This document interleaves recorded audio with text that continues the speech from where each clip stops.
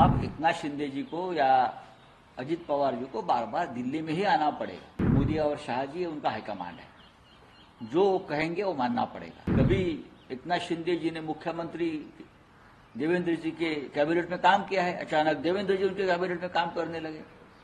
अब जिस प्रकार की राजनीति महाराष्ट्र में चल रही है उसमें कोई स्वाभिमान नाम की चीज अब बाकी नहीं है। आजकल देखता हूं उनके चेहरे पर बहुत हंसी है।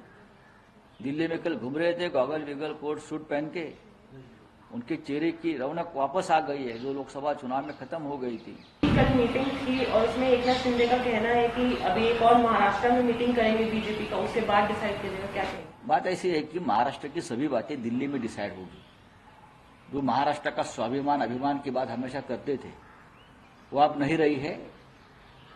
आप एकनाथ शिंदे जी को या अजित पवार जी को बार बार दिल्ली में ही आना पड़ेगा अपनी बात रखने के लिए। चाहे उनके एक अलग पार्टी अलग गुट बना है, लेकिन उनका हाईकमांड दिल्ली में है। मोदी और शाह जी उनका हाईकमांड है, जो कहेंगे वो मानना पड़ेगा। चाहे उनकी डिमांड उनकी मांगे कुछ भी हो, लेकिन उनको महाराष्ट्र में जो बात चाहिए उसके लिए दिल्ली की उनको मंजूरी लगेगी। कल भी बैठे थे ना, तो वापस महाराष्ट्र में बैठकर क्या करेंगे? जो कल आदेश दिया होगा अमित शाह जी ने या और नरेंद्र मोदी जी ने, उनको मानना पड़ेगा। हाईकमांड है।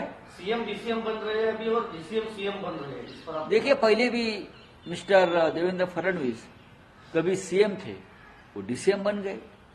एकनाथ शिंदे उनको बहुत जूनियर थे। कभी एकनाथ शिंदे जी ने मुख्यमंत्री देवेंद्र जी के कैबिनेट में काम किया है, अचानक देवेंद्र जी उनके कैबिनेट में काम करने लगे।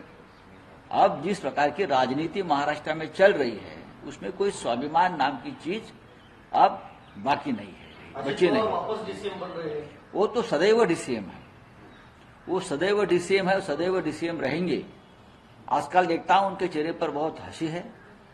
दिल्ली में कल घूम रहे थे गॉगल विगल कोट सूट पहन के, उनके चेहरे की रौनक वापस आ गई है जो लोकसभा चुनाव में खत्म हो गई थी। ईवीएम की कमाल है।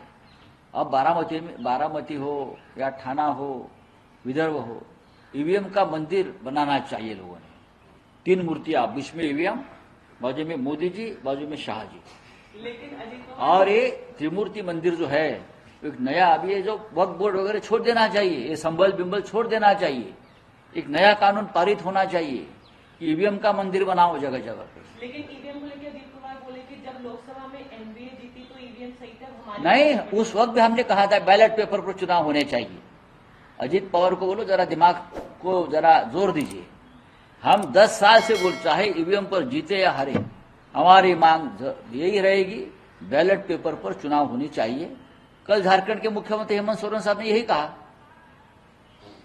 उत्तर प्रदेश में अखिलेश यादव जी को बहुत बड़ी जीत मिली, उसके बाद भी अखिलेश यादव जी बोल रहे हैं ईवीएम नहीं चाहिए, बैलेट पेपर पर चुनाव चाहिए।